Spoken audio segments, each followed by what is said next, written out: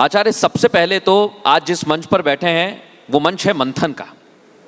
मंथन जब भी होता है तब उसका कुछ ना कुछ निष्कर्ष निकलता है, लेकिन ये 3 मुद्दे ऐसे हैं जिसका निष्कर्ष निकालने के लिए कोर्ट से कहा गया कि हिंदू और मुस्लिम पक्ष दोनों बैठकर बातचीत कर ले, लेकिन दोनों पक्षों की तरफ से कहा गया नहीं, बातचीत नहीं, इसका तो निष्कर्ष निकलना चाहिए, चाहे वो काशी हो, मथुरा हो या संभल। आचार्य प्रमोद कृष्णम इन मुद्दों को कैसे देखते हैं? देखिए मृदुल जी, जिंदगी में कुछ ऐसे विषय होते हैं जिन पर चर्चा होती है, चिंतन होता है, चिंतन के बाद मंथन होता है, मंथन के बाद कहीं कहीं विष निकलता है, कहीं अमृत निकलता है। कुछ विष का पान करते हैं, कुछ अमृत के लिए झपट पड़ते हैं। लेकिन मृदुल जी, कुछ विषय ऐसे होते हैं जिन पे ना चिंतन की ज़रूरत है ना मंथन की ज़रूरत है, और जो विषय राष्ट्र और धर्म से जुड़े होते हैं उन पर ना एक कदम पीछे हटाया जा सकता है और ना हटाया जाना चाहिए। काशी, मथुरा, संभल, अयोध्या अभी सबके सामने 500 साल का संघर्ष खत्म हुआ। मैं एक सवाल करना चाहता हूं मृदुल जी कि सारी दुनिया जानती है कि देवादिदेव महादेव की नगरी काशी है, हमारी आस्था का केंद्र। सारी दुनिया जानती थी और जानती है अयोध्या हमारी आस्था का केंद्र, आस्था का आधार। सारी दुनिया जानती है कि भगवान कृष्ण का जन्म मथुरा में हुआ, और सारी दुनिया को ये पता होना चाहिए कि भगवान राम ही द्वापर में कृष्ण बन के आए, और वही कृष्ण कलयुग में, कलयुग के अंतिम दौर में श्री कल्की के रूप में संभल की पवित्र धरती पे अवतार लेंगे। तो 3 पॉइंट आए। हिंदुस्तान पे हमला हुआ,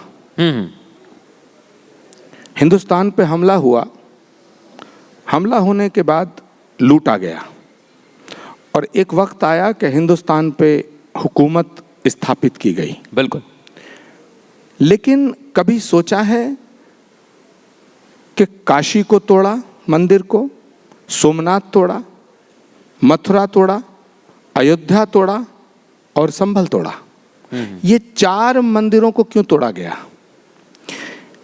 इन मंदिरों को तोड़ करके मस्जिदों को बनाया गया, जबकि इस्लाम के हवाले से अगर देखा जाए तो किसी भी डिस्प्यूटेड जगह मस्जिद बनाना जायज़ नहीं है। लेकिन हमलावरों ने काशी तोड़ा, अयोध्या तोड़ा और मथुरा तोड़ा। ये इसलिए तोड़े गए कि यहाँ तुम कहते हो कि यहाँ भगवान आए थे, अयोध्या में भगवान आए थे, मथुरा में भगवान आए थे, और संभल इसलिए तोड़ा कि यहाँ भगवान आएंगे। और आखिर में एक बात कहना चाहता हूँ कि मस्जिद बनाने के लिए ज़मीन तो कम नहीं थी। बिल्कुल, ज़मीन तो इतनी थी और ज़्यादा थी। काबुल कंधार तक भारत था। प्रेजेंट सिनेरियो में जो बांग्लादेश है, ढाका, ये भी भारत था, लाहौर भारत था, रावलपिंडी भारत था। तो भारत की ज़मीन बहुत थी, आबादी कम थी, उसके बावजूद मस्जिद बनाने के लिए मंदिरों को क्यों तोड़ा गया? इसका मतलब है कि उन हमलावरों का मकसद मस्जिद बनाना नहीं था, हिंदुओं की आस्था को चोट पहुंचाना था। ये मकसद था। लेकिन आचार्य, जब हम देखते हैं कि इतिहास में वो एक मकसद के साथ चले और उस मकसद के तहत उन्होंने सनातन संस्कृति पर प्रहार किया, और प्रहार करने के बाद जब वो भारत से जाने की कोशिश करते हैं तो जाते नहीं हैं, वो यहीं रहकर अपना राज चलाते हैं। लेकिन आचार्य, आज हम सबसे बड़े लोकतंत्र में बैठे हुए हैं, और इस लोकतंत्र में तरह तरह की अवधारणा प्रस्तुत की गई। जब देश आज़ाद हुआ उसके बाद अयोध्या में कार सेवा हुई, उस पर प्रश्न उठाए गए, उस पर सवाल दागे गए। आज अयोध्या में प्रभु श्री राम का मंदिर बनकर तैयार है, लेकिन काशी का मसला कोर्ट में, मथुरा का मसला कोर्ट में, और अब तो मथुरा के लिए कहा जा रहा है कि जैसे अयोध्या के लिए कार सेवा की, अब मथुरा के लिए भी कार सेवा का वक्त आ गया है। अखाड़ा परिषद ने कह दिया है और अगले महीने की 9 तारीख को वो तैयारी है।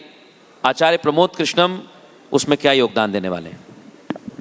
सवाल आचार्य प्रमोद कृष्णम का नहीं है, सवाल सनातन धर्म के मानने वाले करोड़ों लोगों की आस्था का है। और मैं हिंदुस्तान के तमाम मुसलमान बहन भाइयों से एक दरखास्त करना चाहता हूँ, एक अपील करना चाहता हूँ, क्योंकि आपका बहुत बड़ा चैनल है।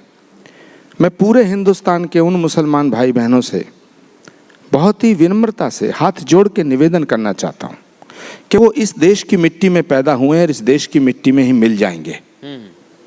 वो अपने आप को बाबर तैमूर लंग और महमूद गजनवी से जोड़ने की कोशिश ना करें।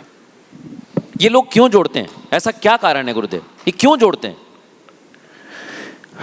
सनातन को मिटाने की बहुत कोशिशें की गई, हाँ, लेकिन मृदुल जी, सनातन पर हमले भी बहुत हुए, हजारों साल तक हुए, 1000 साल तक भारत गुलाम हुआ, 800 साल मुगलों ने, हूणों ने और 200 साल अंग्रेजों ने राज किया।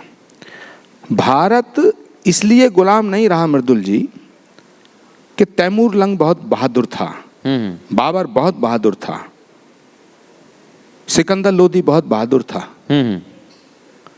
महमूद गजनवी बहुत बहादुर था।